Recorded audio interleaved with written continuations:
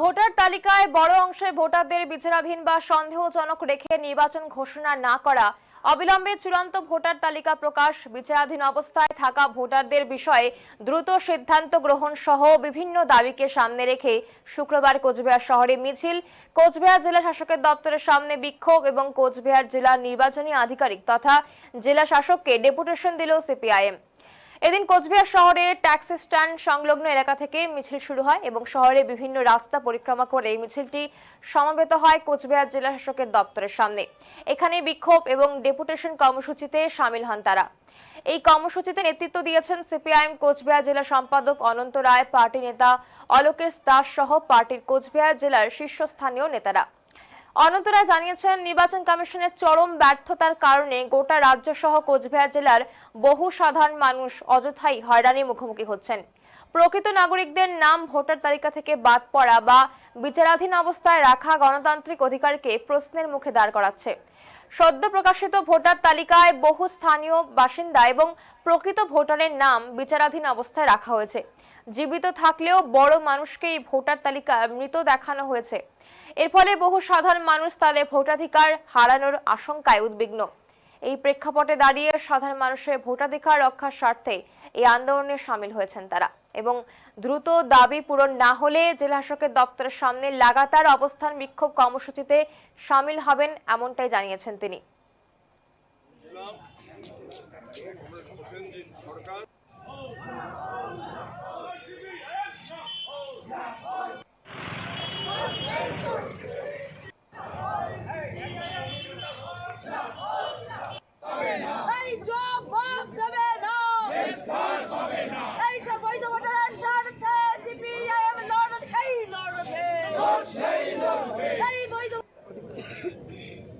ভারতের communist party মার্ক্সবাদী Cooch Behar জেলা কমিটির পক্ষ থেকে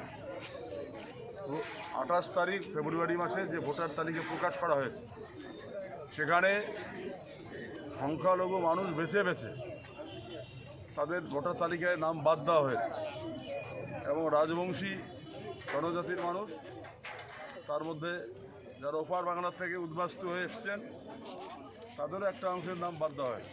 আমরা মনে করি এটা একটা নরেন্দ্র মোদী এবং মমতা ব্যানার্জির গভীর ষড়যন্ত্র। এরা মানুষের ভোট দেওয়ার গণতান্ত্রিক অধিকার কেড়ে নিয়ে এই 26শে নির্বাচনকে প্রহসনে পরিণত করবার ষড়যন্ত্র করছে। এদের প্রত্যেকের নাম ভোটার তালিকায় তুলতে হবে। যারা আগে ভোট দিয়েছে তাদের গণতান্ত্রিক অধিকার কেড়ে নেওয়া যাবে না।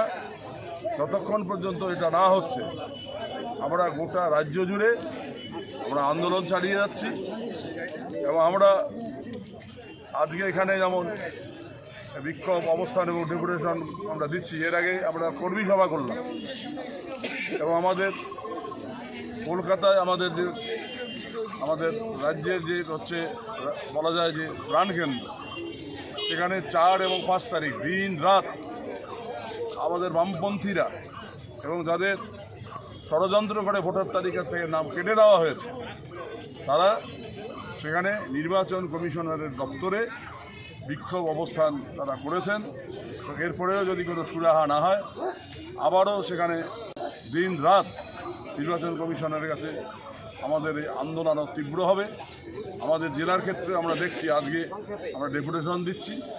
এতেও যদি সমস্যার সমাধান না হয়, এখানেও আমরা কমরেডদের সংগঠিত করে এখানেও আমরা দিন রাত আমরা এই কর্মসূচি আমরা নেব, যতক্ষণ পর্যন্ত ভোটারদের নাম ভোটার তালিকায় নথিভুক্ত না হয়।